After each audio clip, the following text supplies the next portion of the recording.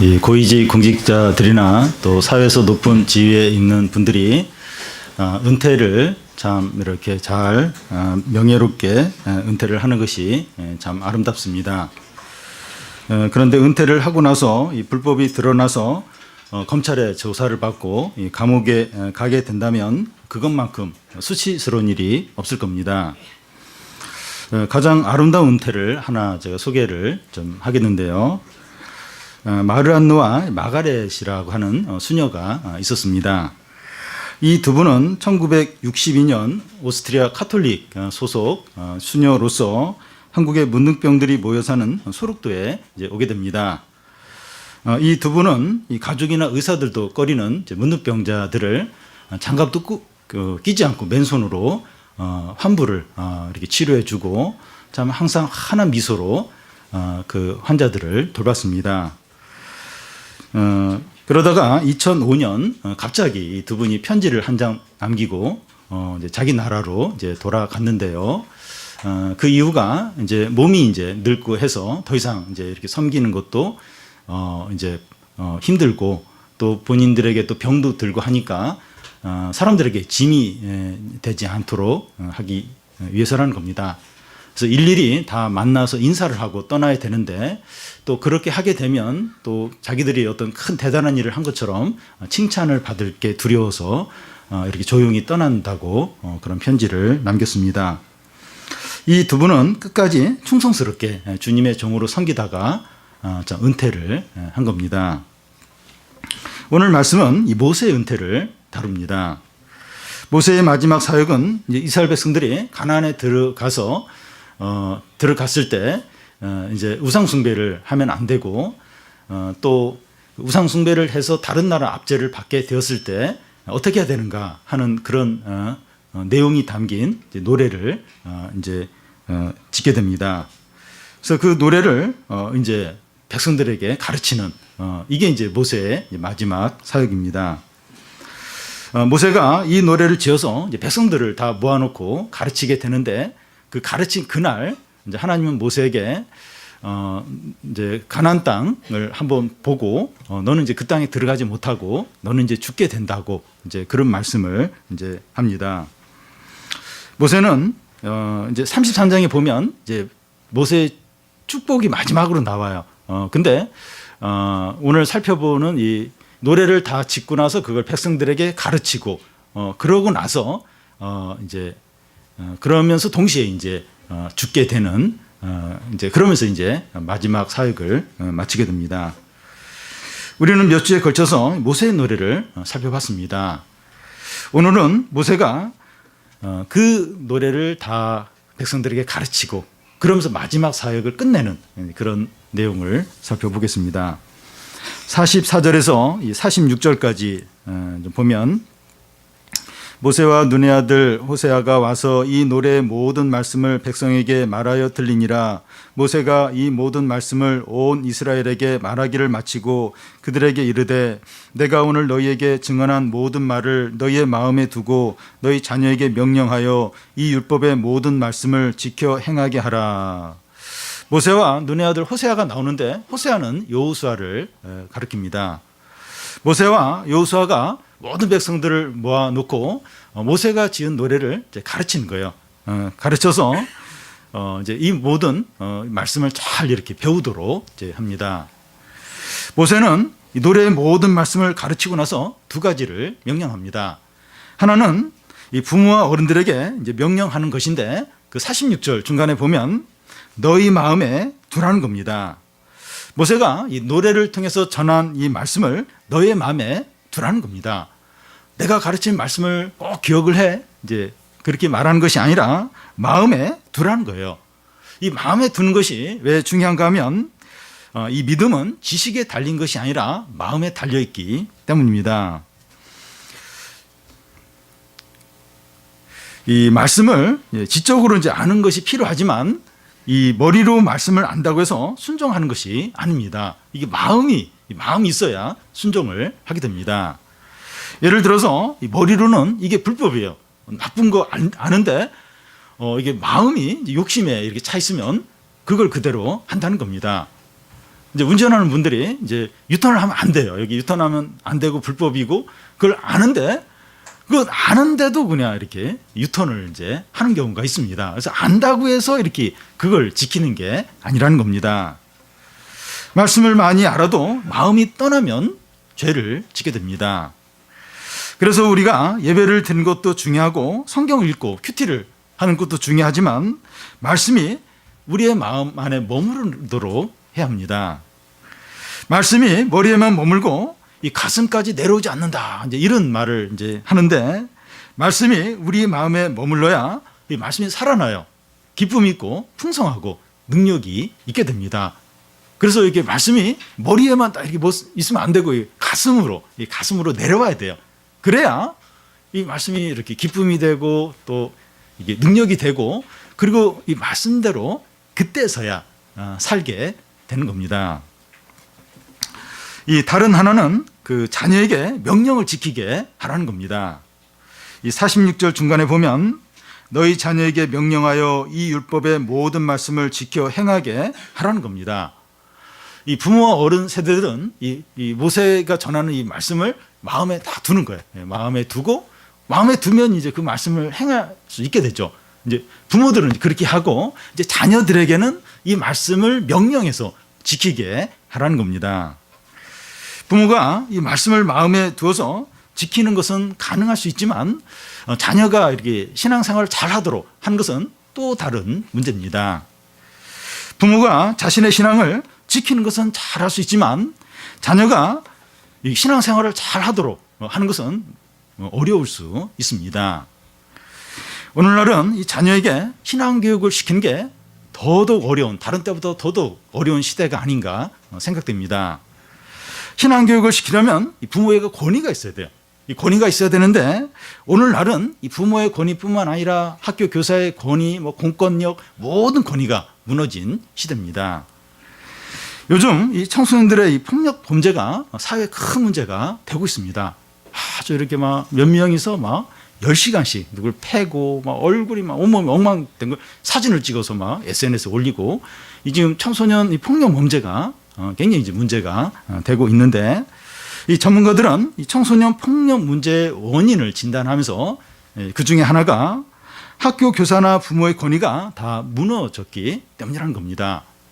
학교에서 선생님이 이제 아이를 야단치면 학부모가 이제 달려와서 막 이제 선생님에게 이제 항의를 하니까 청소년들이 무서운 사람이 없는 거예요.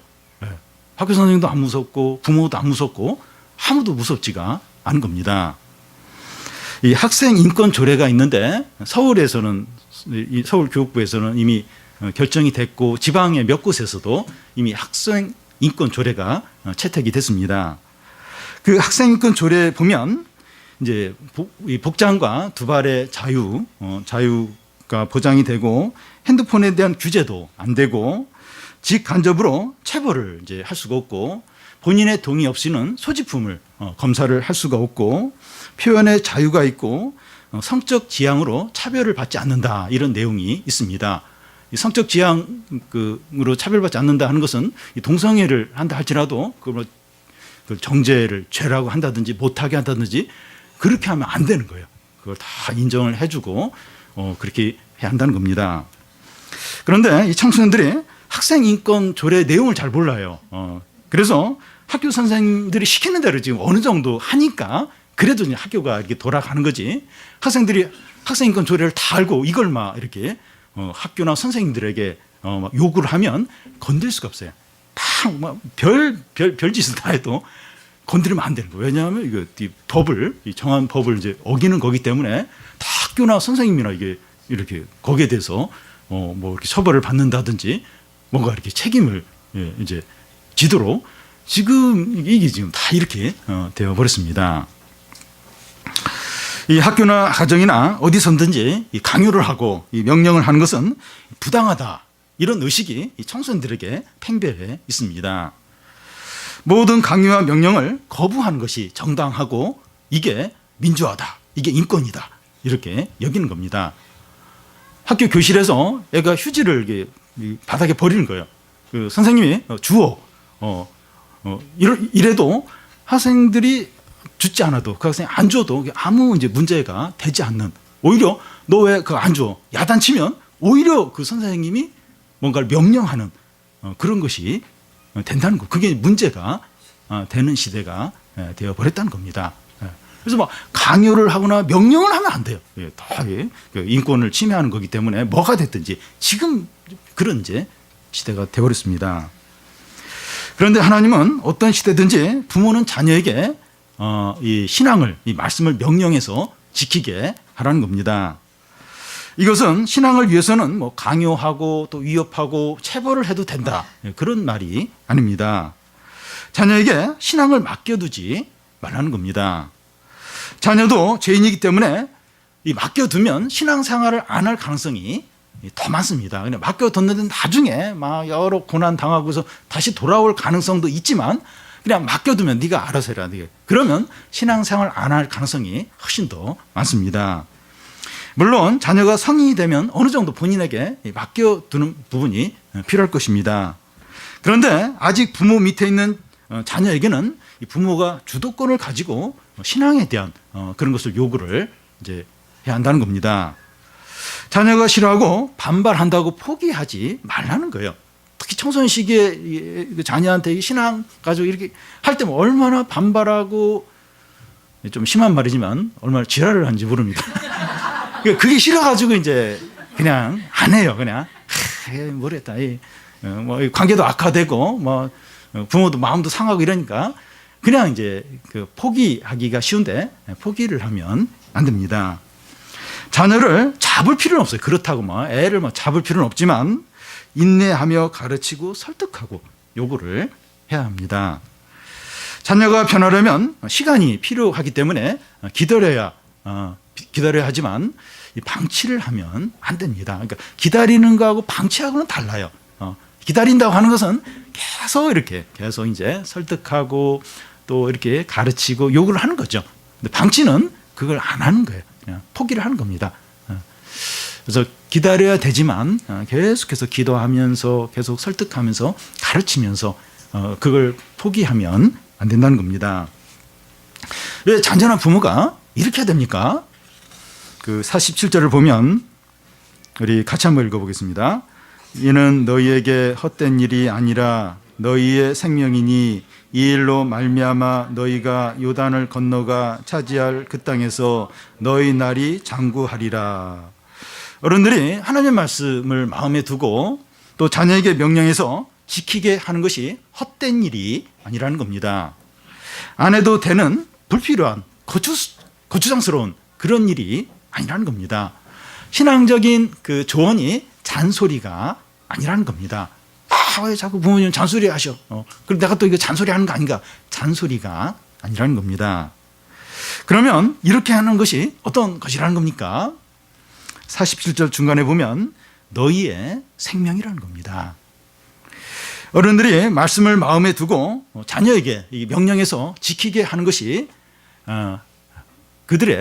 우리의 생명이라는 겁니다. 이 생명은 가장 중요하고 가장 우선적이고 타협할 수 없는 겁니다. 그 생명과 생명의 관계되는 것은 첫 번째예요. 제일 우선적입니다. 생명과 생명의 관계, 이건 제일 중요합니다. 안전 문제는 제일 중요해요. 그리고 안전 불감증이 제일 위험합니다. 5층에 우리 그 유리문을 뗐는데 떼야 된다는 얘기를 듣고 고민을 많이 했습니다. 그게 이제 유리문이 없으면 그 문을 이제 출입문을 열게 되면 이제 계속해서 이제 겨울 같은 때는 찬바람이 계속 이제 들어오는 거예요. 또 여름철에는 또 이제 그 에어컨 계속 더운 바람이 들어오고, 그래서 고민을 많이 했습니다. 근데 이제 화재가 났을 때 확 밀고 나갈 수 있는 문이 돼야 된다는 거예요. 그래서 이제 그 안전 문제를 생각하고 이제 문을 이제 떼어내게 됐습니다. 어른들이 하나님의 말씀을 마음에 두고 자녀에게 명령해서 지키게 하는 것이 우리의 생명이라는 겁니다. 이렇게 행하는 것이 제일 우선적이고 첫 번째고, 이런 거 가지고는 타협을 할 수가 없다는 겁니다. 이것보다 더 중요하고 우선적인 게 없다는 거예요. 어른들이 이 말씀을 마음에 두고 또 자녀에게 어른들처럼 신앙을 갖도록 명령해서 지키게 하는 이건 최우선적이고 이건 뭐 생명이고 이거 다른 것으로 타협할 수 없는 일하는 겁니다. 우리 자녀의 공부와 진로와 대학 입시가 중요하지만 그 일이 생명은 아니에요. 좀 이렇게 진로를 이렇게 해야 되는데 저렇게 되고 또 이 대학 가야 되는데 그보다 조금 못한 대학 가고 성적이 몇 등급 돼야 되는데 그보다 좀 떨어지고 이게 생명은 아니에요. 생명은 중요하긴 하죠. 근데 그게 뭐 생명이고 이게 뭐 모든 것이고 그렇지는 않습니다. 신앙이 우리 자녀의 생명이라는 거예요. 생명. 이 신앙이 우리 자녀의 모든 것이고 여기에 모든 게 달려 있다는 거예요. 모든 게 달려 있고 이건 최우선적인 그런 겁니다. 모세는 이 백성들이 이렇게 행할 때 어떤 축복이 있다고 합니까? 47절 중간을 보면 이 일로 말미암아 너희가 요단을 건너가 차지할 그 땅에서 너희 날이 장구하리라. 너희가 들어갈 가나안 땅에서 번영하고 축복을 누리고 풍성하고 행복을 얻게 된다는 겁니다. 가나안에서의 번영과 행복은 너희들이 농사를 얼마나 잘 짓냐, 또 군사력을 얼마나 키우느냐, 또 법을 얼마나 잘 만들고 이런 것에 달려있는 것이 아니라 이 신앙을 어떻게 하냐, 하나님 말씀을 어떻게 하냐, 여기에 달려있다는 겁니다. 어른들은 이 말씀을 마음에 두는 거예요. 항상 마음에 두고 그 말씀대로 행하고 또 부모만 신앙을 갖는 것이 아니라 이 자녀들도 그런 부모의 신앙을 갖도록 명령하고 지키게 하는 겁니다. 절대로 포기하지 않는 거예요.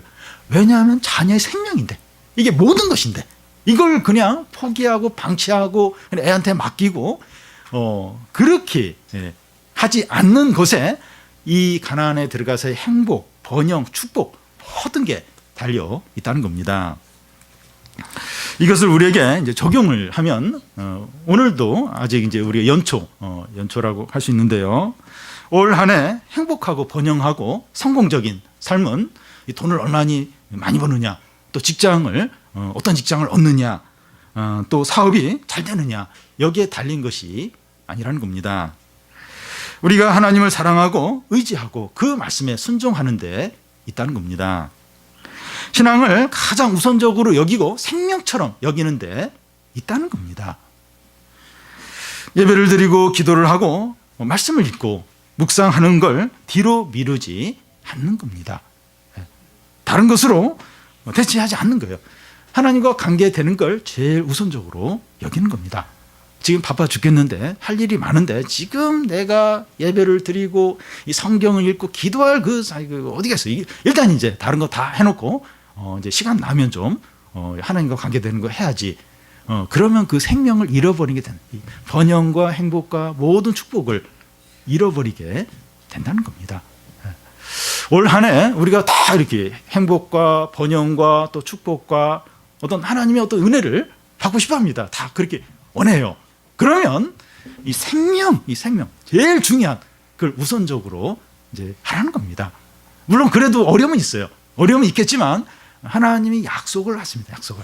너희들이 가나안에 들어가서 장구하던 장구 오랫동안 이 번영과 축복을 누린다는 겁니다.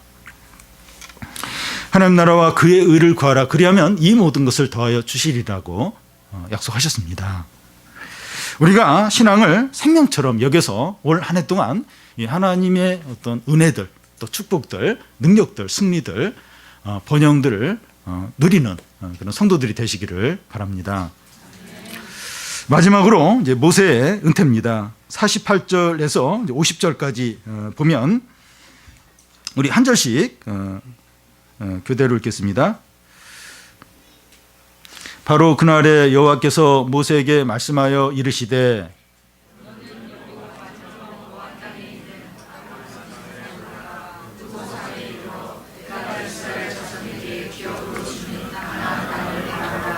내 형 아론이 호르산에 죽어 그의 조상에게로 돌아간 것 같이 나도 올라가는 이 산에서 죽어 내 조상에게로 돌아가리니. 예.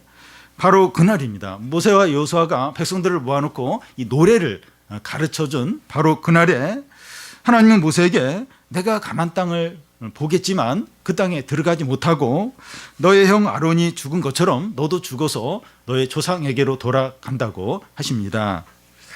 모세는 가나안에 너무나도 들어가고 싶었을 겁니다. 아브라함과 또 야곱과 그 믿음의 조상들에게 이 가나안 땅을 약속하셨고, 또 40년 동안 이 광야를 돌면서 그 약속의 땅을, 이 젖과 꿀이 흐르는 약속의 땅을 너무나 들어가고 싶었을 겁니다. 그런데 느보산에 올라가서 가나안 땅을 바라볼 수는 있지만 그 땅에 들어가지 못한다는 겁니다. 그때 모세는 병이 들었거나 쇠약해진 그런 상태도 아니었습니다. 근데 모세의 나이가 120세였는데 눈이 잘 보인다는 거예요. 시력도 떨어지지 않고 기력도 정정했다고 말합니다. 그래서 모세는 저 아직 건강한데요, 더 좀 이렇게 한 20, 30년 더 살면 안 될까요? 가나안에 좀 들어가게 하면 안 되겠습니까? 이런 어떤 강구를 하고 싶은 그런 마음도 있었을 겁니다. 그런데 그는 담담하게 이 모든 것을 받아들이고 있어요. 건강하고 더 살 수 있을 것 같은데 그래도 못 들어간다. 그냥 너는 여기서 이렇게 죽어야 된다. 이걸 다 받아들이고 있습니다. 모세가 이렇게 할 수 있는 이유가 뭘까요? 그는 이 세상과 눈에 보이는 것을 바라보는 것이 아니라 영원한 영광의 삶을 바라봤기 때문입니다.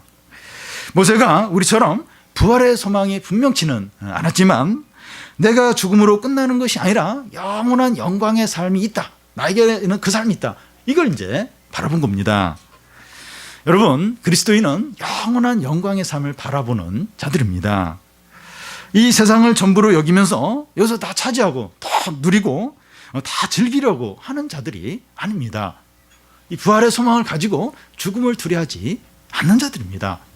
여기서 남들처럼 다 먹어야 돼. 다 놀러 가야 되고 다 즐겨야 되고 왜 내가 다른 사람보다 이렇게 부족하게 살아야 돼? 나는 어떻게 했는지 인정도 받아야 되고 또 이 세상의 어떤 그것도 다 누려야 돼.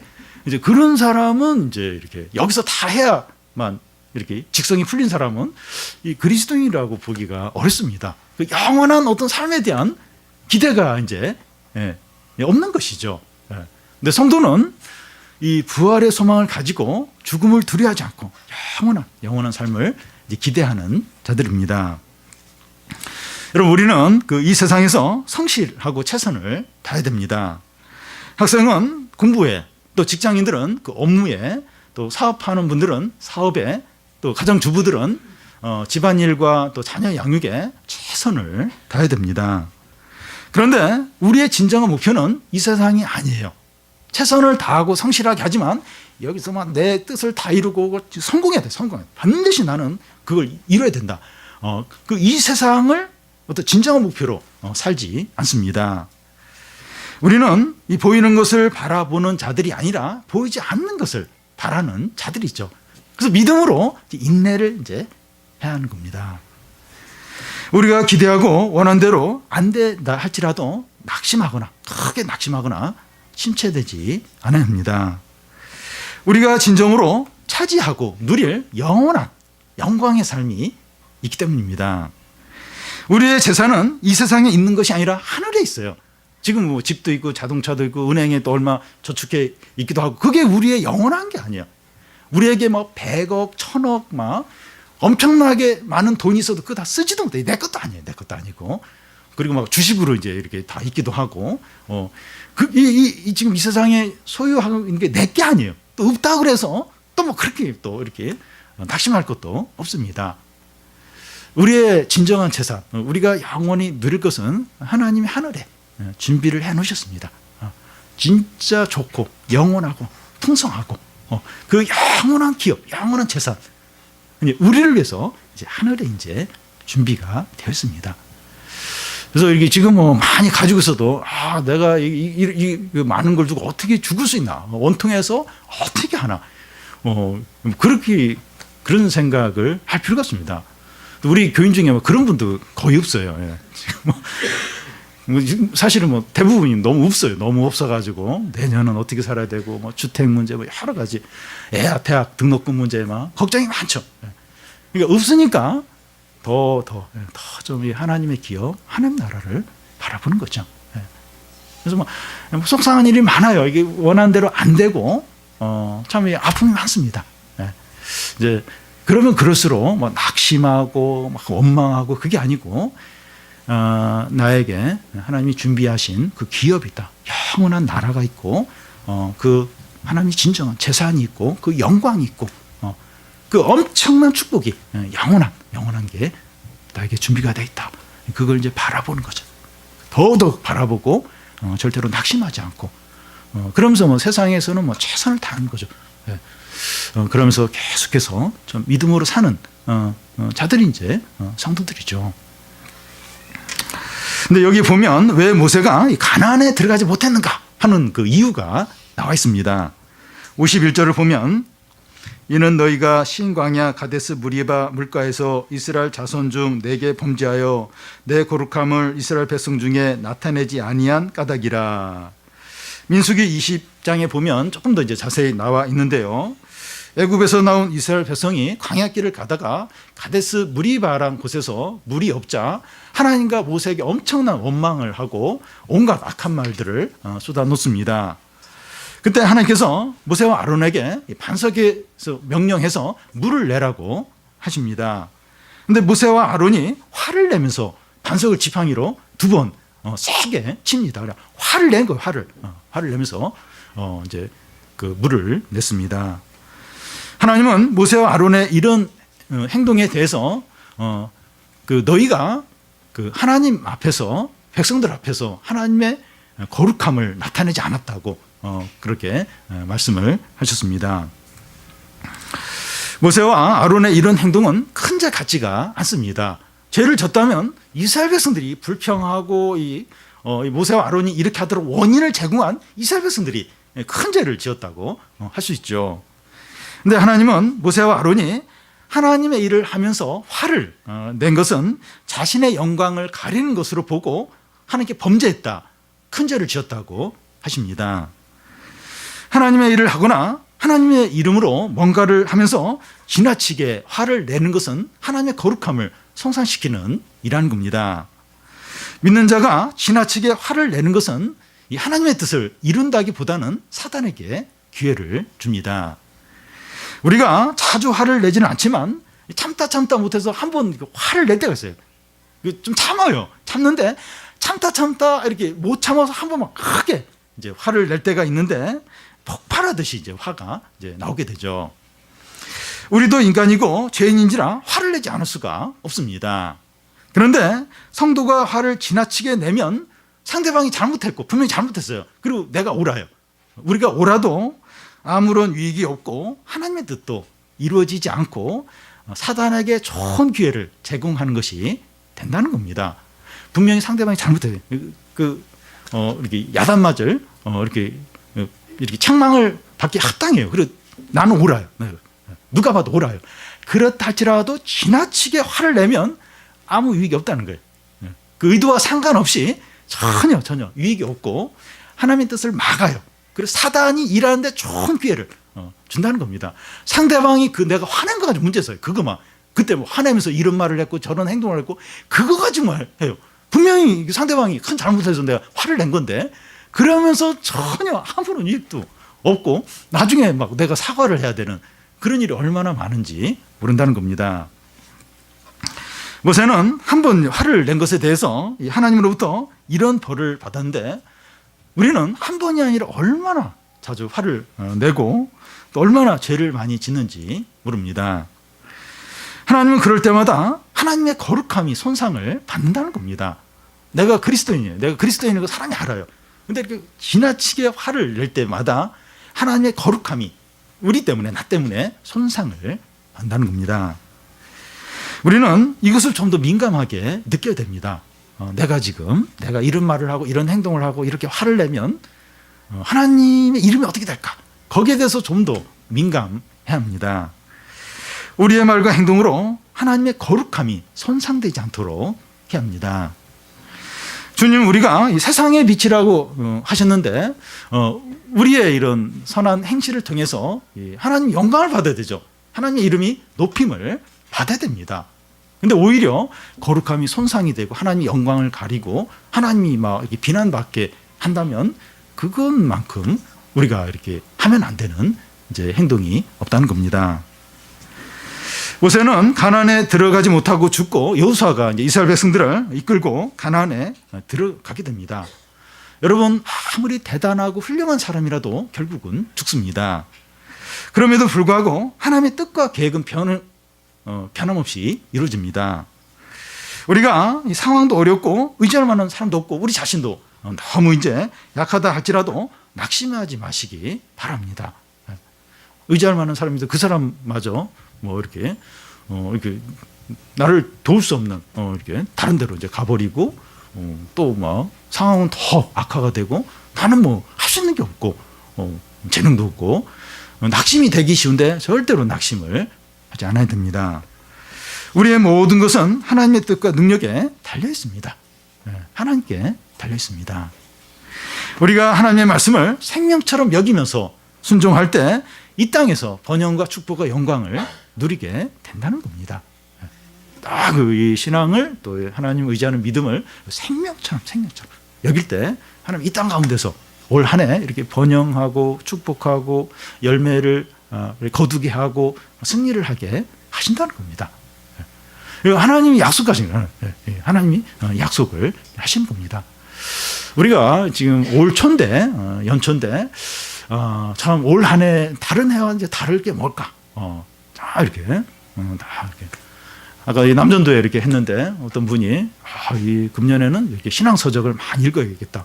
그래서 뭐 이미 한 권을 좋은 책을 읽으셨는데 이제 그런 식으로 이렇게 어떻게 해서든지 이렇게 이 신앙을 생명처럼 여기고 최우선적으로 여기고 그렇게 했을 때 올 한 해 12월 마지막 날 한 해를 돌아보면서 내가 어떤 찬양과 감사를 드리게 될까 한번 이렇게 생각을 한번 해보시면 좋습니다. 내가 이렇게 온전히 믿음으로 이렇게 살 때 죽으면 죽으리라는 모든 걸 걸고 생명처럼 다 걸고 이렇게 하나님께 맡기고 그런 가운데 최선을 다했을 때 하나님이 어떻게 역사하시고 구원하시고 놀랍게 일하실까? 학생들은 뭐 고3이기도 하고 고2이기도 하고 참 이렇게 공부 이제 어려움이 많은데 한 해 내가 이렇게 믿음으로 또 취업 준비하는 분들은 또 이렇게 이 취업 문제 또 사업하는 분들은 사업하는 부분들 또 자녀 이렇게 양육 신앙 양육 또 이 자녀 양육에 있어서 내가 이걸 제일 우선으로 여기고 하나님의 뜻을 구하고 그렇게 했을 때 하나님이 어떻게 역사하실까? 그러니까 훨씬 더 놀랍게 일을 하십니다. 놀랍게. 우리 교우들 갔는데 작년에 우리 이제 그런 어떤 걸 경험하고 감사하는 이제 그런 분들이 여러분들 계시는데 진짜 그래요. 진짜 하나님이 그렇게 역사를 하십니다. 올 한 해 우리 모든 성도들에게 이런 믿음을 주시고 또 순종을 주셔서 이게 많은 축복들 은혜들 누리시기를 바랍니다.